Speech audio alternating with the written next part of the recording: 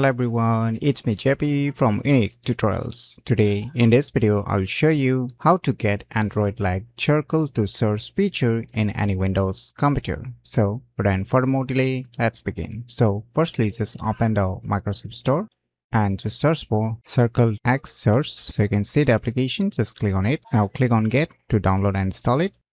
So finally the installation has been completed. Now just click on open. Now you can see here the various options inside this application settings. So you can see the shortcut hotkey. So you can see Control Shift and C, which is set by default. You can change it by clicking on this reassign shortcut, and below under the preference you can see if you want it to make it run all the time when you turn on your computer, then you can just turn on the start with Windows, and you can see the background mode, so it will minimize to the system tray instead of closing. And below you can see the quick action, so you can click on the start search, or you can use the hot shortcut key in order to start using this Circle X search. So let us click on this start search.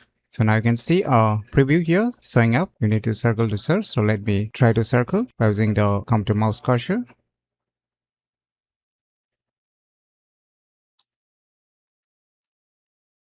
So it's starting to search using a Google Lens. So have patience.